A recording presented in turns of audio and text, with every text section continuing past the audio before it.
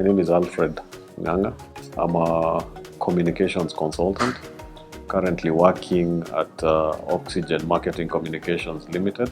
Before that, I used to work at a company called Ogilvy, and then now settled into public relations with Alfred Karaoke, giving me my first formal public relations engagement as a media account manager at Alfred Corporate Communications.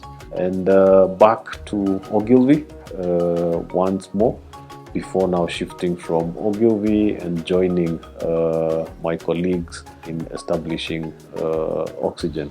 And to date, we are doing well.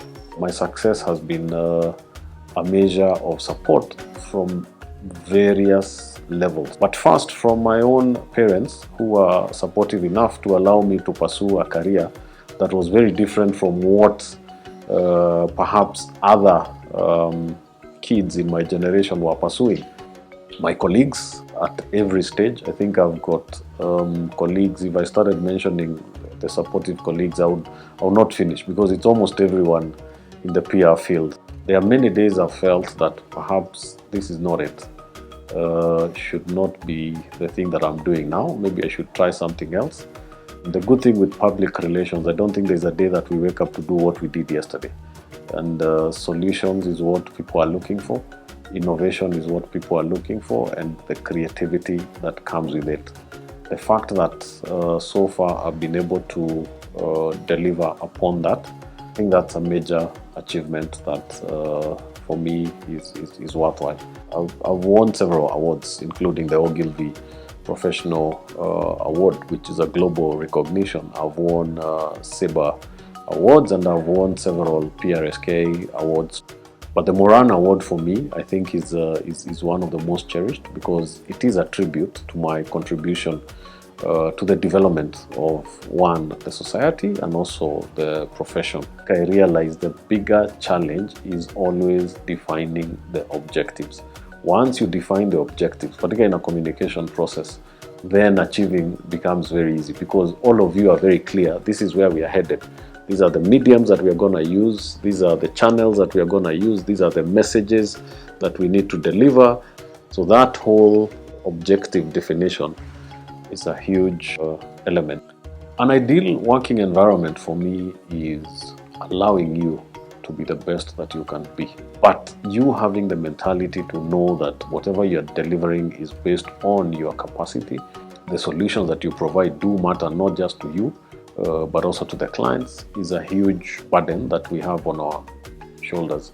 I've been rereading Alfred Karaoke's book, and I think I learned quite a bit from it, again on persistence, focus, self-drive. 48 Laws of Power is a book that I like going back to, and I keep reading it. It gives me very good perspective. Those are things that I keep on relating with. The first thing that I did to reach my career objective was really my training.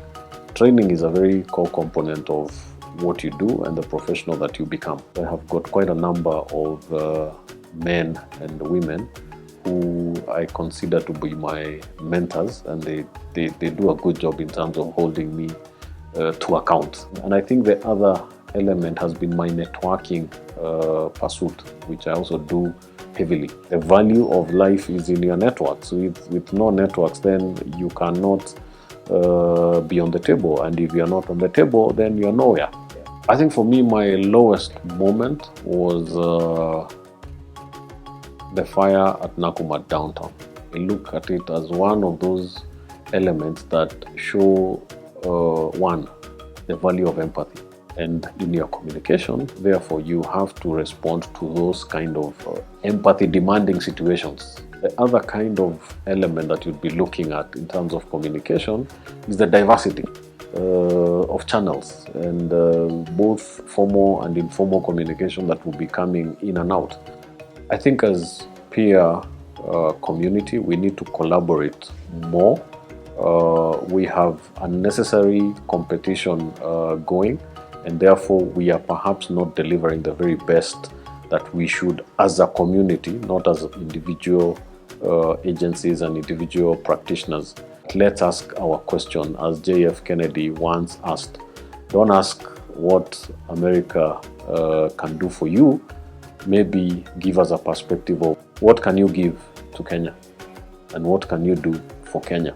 That for me is a passion point.